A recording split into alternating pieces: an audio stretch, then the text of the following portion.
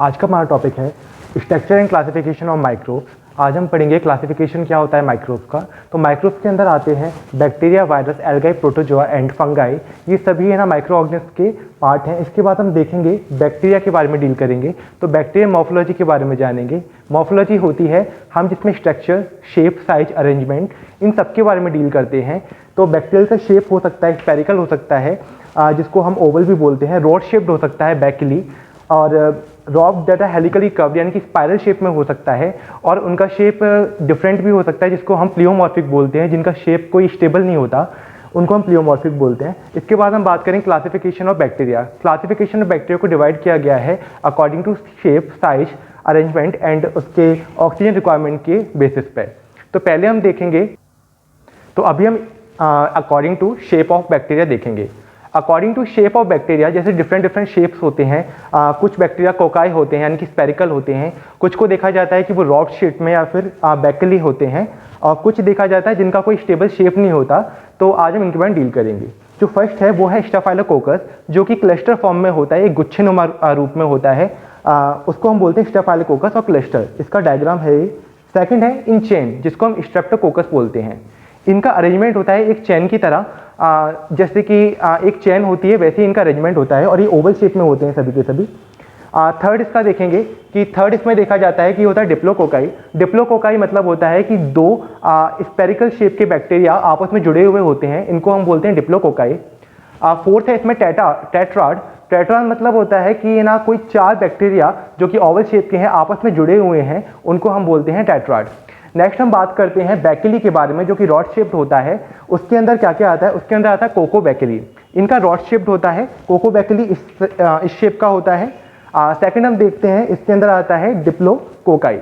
जैसे कि कोको बैकिली था जिसमें दो स्पेरिकल शेप के बैक्टीरिया आपस में जुड़े हुए थे, वैसे ही डिप्लो बैकिली में दो सिलेंड्रिकल या रॉड शेप के बैक्टीरिया आपस में जुड़े हुए होते हैं।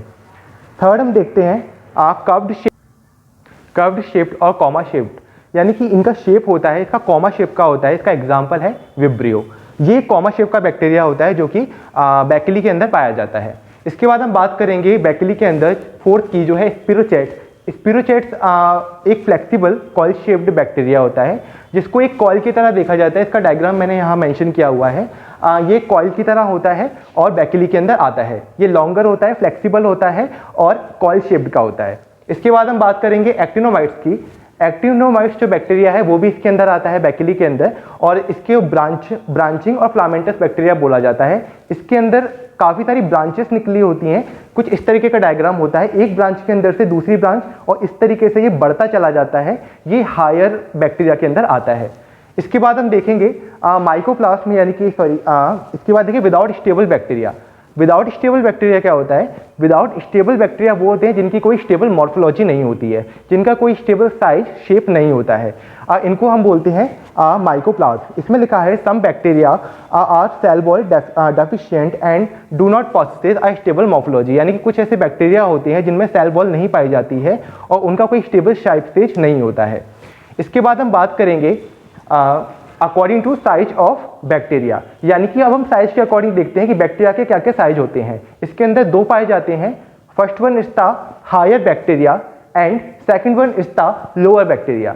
जो हायर बैक्टीरिया होता है वो देखा जाता है कि जो ब्रांचिंग जो बैक्टीरिया होते हैं, जिसका एग्जाम्पल है एक्टिनोमाइट्स, ये इसके अंदर आता है। ये ब्रांचिंग होते हैं और काफ़ी ऊपर तक, या इनकी लंबाई काफ़ी ज़्यादा होती है। सेकंड हम देखते हैं लोअर बैक्टीरिया। जो लोअर बैक्टीरिया होते हैं इनका जो साइज होता है वो स्मॉल होता है, और साथ ही साथ ये सिंगल होते हैं, सिंगल सेल के होते हैं, जैसे कोकाई हो गया या बैकिली हो गया या विब्रियो हो गया। ये सारे के सारे लोअर बैक्टीरिया के अंदर आते हैं। देन हम बात करते हैं अकॉर्डिंग टू ऑक्सीजन रिक्वायरमेंट, यानी कि ऐसे बैक्टीरिया जिनको ऑक्सीजन रिक्वायरमेंट होती है या नहीं होती है। तो इसमें फर्स्ट पॉइंट है एनारोब्स। एनारोब्स वो बैक्टीरिया होते हैं जिनको ऑक्सीजन की रिक्वायरमेंट नहीं होती है। ये विदाउट ऑक्सीजन के भी क्या करते हैं? विदाउट ऑक्सीजन के भी सर्वाइव कर सकते हैं, अपने आप को ग्रो कर सकते हैं और रिप्रोड्यूस कर सकते हैं। सेकंड हम देखते हैं एरोब्स। एरोब्स को वो बैक्टीरिया होते हैं जिनमें ऑक्सीजन की रिक्वायरमेंट होती है, जिनको ग्रो करने के लिए, रिप्रोड्यूस करने के लिए अपने आप को ऑक्सीजन की रिक्वायरमेंट होती है। थर्ड हम देखते हैं फैकल्टेटिव एनारोब्स। फैकल्टेटिव एनारोब्स वो होते हैं जिनको ये दोनों कंडीशन में सर्वाइव कर सकते हैं, चाहे वो एरोबिक हो या एनारोबिक हो। इनको अगर ऑक्सीजन मिलती है तब भी ये सर्वाइव कर लेते हैं, और अगर ऑक्सीजन इनको नहीं मिलती है तब भी ये अपना ग्रोथ को कंटिन्यू करते हैं। देन हम बात करते हैं according to arrangement of flagella. Okay, according to arrangement of flagella, flagella is the part, flagella is the organ of bacteria. ये एक तरीके से पार्ट होता है बैक्टीरिया का। ये बैक्टीरिया को लोकोमोशन या फिर उसके मूवमेंट में हेल्प करता है। इसका जो फर्स्ट है वो है मोनोट्राइकस। ये एक तरीके से देखा जाता है, ये एक तरीके से थ्रेड लाइक स्ट्रक्चर होता है जो बैक्टीरिया को मूवमेंट में हेल्प करता है। फर्स्ट है मोनोट्राइकस। मोनो मतलब होता है वन एंड ट्राइकस मतलब होता है मूवमेंट। तो देखा जाता है कि जो मोनोट्राइकस होता है इसमें बैक्टीरिया में एक ही सिंगल फ्लैगेला होता है, वो भी वन साइडेड, इसको हम बोलते हैं मोनोट्राइकस। इसका मैंने डायग्राम साइड में मेंशन किया हुआ है। सेकंड देखते हैं एम्फीट्राइकस। जो एम्फीट्राइकस होते हैं, एम्फीट्राइकस में है ना सिंगल फ्लैगेला होता है बोथ साइड, और या फिर सिंगल साइड भी हो सकता है, इसको हम एम्फीट्राइकस बोलते हैं। थर्ड हम देखते हैं लोफोट्राइकस। जो लोफोट्राइकस बैक्टीरिया होता है इसमें एक गुच्छे नुमा फ्लैगेला निकले होते हैं, वन साइडेड या दोनों साइडेड बैक्टीरिया के, और ये भी क्या करते हैं, बैक्टीरिया को मूवमेंट में हेल्प करते हैं। फोर्थ वन हम देखते हैं पेरीट्राइकस। पेरीट्राइकस वो बैक्टीरिया होते हैं जिसके चारों ओर फ्लैगेला का एक अरेंजमेंट होता है, यानी कि बैक्टीरिया के चारों ओर फ्लैगेला होते हैं, उसको हम पेरीट्राइकस बोलते हैं। पेरी मतलब होता है चारों ओर, और ट्राइकस मतलब एक थ्रेड लाइक स्ट्रक्चर। देन हम बात करते हैं, इसका डायग्राम यहाँ पे मैंने मेंशन किया हुआ है। देन हम बात करते हैं according to staining reaction. Staining मतलब होता है किसी भी कलर से हम इसको डिफाइन करते हैं कि किस तरीका का कलर हम बैक्टीरिया में देखते हैं। ओके, सो फर्स्ट वन है ग्राम स्टैनिंग। ग्राम स्टैनिंग के अंदर हम देखते हैं कि दो तरीके के बैक्टीरिया पाए जाते हैं। First one is the gram positive bacteria and second one is the gram negative bacteria. Gram positive bacteria, gram negative bacteria. Gram जो पॉजिटिव बैक्टीरिया होते हैं उनमें देखा जाता है कि एक बार अगर इनको डाई कर दिया जाए तो ये अपने जो कलर को डिकलराइज नहीं करते और उस चीज़ को रिटर्न करके रखते हैं।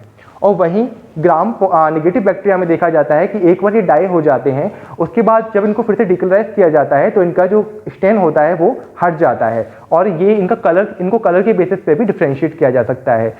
जो ग्राम पॉजिटिव बैक्टीरिया है उसको देखा जाता है कि ये ब्लू या वायलेट कलर में, पर्पल या वायलेट कलर में देखे जाते हैं, और वहीं जो ग्राम नेगेटिव बैक्टीरिया है ये रेड या पिंक कलर के कलर को अपने अंदर दिखाता है, शो करता है। ओके, इसके बाद हम सेकंड देखते हैं, वो है झील नेल्सन या फिर एसिड फास्ट बैक्टीरिया। जो झील नेल्सन और एसिड फास्ट बैक्टीरिया है ये एक तरीके देखा जाता है, जो एसिड फास्ट बैक्टीरिया है इसमें एक बार डिकलराइज होने पर, एसिड से डिकलराइज होने पर इसका जो कलर होता है वो हट जाता है। वही non acid fast bacteria, sorry बेटा, एक बार ये स्टैन होने के बाद, एसिड फास्ट बैक्टीरिया एक बार स्टैन होने के बाद दोबारा डिकलराइज नहीं होते हैं और उस स्टैन को रिटर्न करके रखते हैं। वहीं नॉन एसिड फास्ट बैक्टीरिया एक बार स्टैन होने के बाद अपने आप को डिकलराइज होने पे अपनी स्टैनिंग को हटा देते हैं। देखा जाता है जो नॉन एसिड फास्ट बैक्टीरिया होते हैं ये सिर्फ और सिर्फ कुछ बैक्टीरिया के लिए यूज़ किए जाते हैं, जैसे माइकोबैक्टीरियम हो गया या इस तरीके की बैक्टीरिया के लिए ही यूज़ किया जाता है, कुछ स्पेसिफिक बैक्टीरिया के लिए। तो आज हमने डील किया about the classification of microbes and morphology, bacteria morphology. उसके बाद हमने देखा classification of bacteria according to shape of bacteria हमने डील किया। उसके अंदर जो भी शेप थे, चाहे वो कोकाई हो या फिर बैक्टीली हो, और जो विदाउट स्टेबल थे उनको भी हमने डील किया।